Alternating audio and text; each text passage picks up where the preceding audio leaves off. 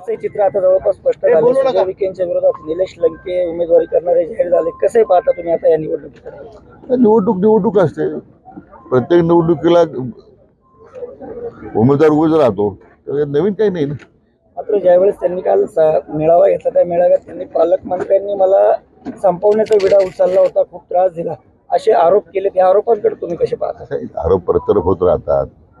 शेवटी स्वतःचा अपयश झाकण्यासाठी दुसरे आरोप करणं हे निसर्गातला नैसर्गिक नियम आहे. त्यामुळे मला त्यांच्या त्या आरोपाकडे मी काही फार गांभीर्याने पाहत नाही. मात्र एकंदरीतच बघितलं तर त्यांची कालची जी सगळी भाषा होती, सगळी विखारी भाषा होती, एकदम गाडून टाकू, त्याचप्रमाणे दहशत, सगळं संपू, अशी जी भाषा होती. एक तुमच्याच घटक पक्षाचे एक आमदार होते, निवडणूक लढण्यापर्यंत ठीक आहे, मात्र इतका द्वेषपूर्ण भाषा वापरली गेली आहे.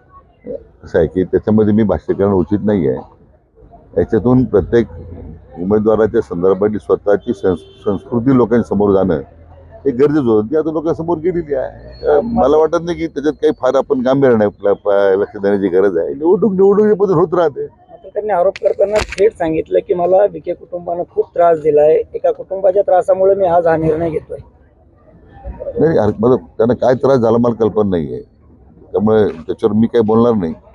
शेवटी असं आहे की मी म्हटल्याप्रमाणे निवडणूक असते. त्याच्यामध्ये ज्यांना आता आमच्या महायुतीच्या विरोधात ज्यांना संधी मिळालेली आहे, तर ती ह्या मतदारसंघात असेल, अन्य मतदारसंघात असेल, ते टीका करणारच आहे ना. ते थोडं आमचं गुणगौरव करणार आहे. वर्षभर ते महायुतीत राहून अजित पवारांकडून निधी मिळवला, विकास कामही केले म्हणतायत, आणि दुसरीकडे विकास कामं अडवली म्हणतायत. मग या संदर्भात आता अजित पवारांशी तुमचं काही बोलणं झालं नाही? याचा खुलासा अजित पवारच करते.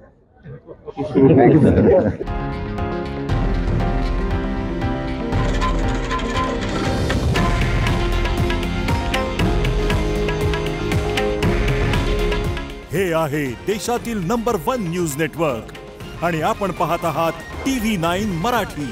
काळजी तुमची, हित महाराष्ट्राचं.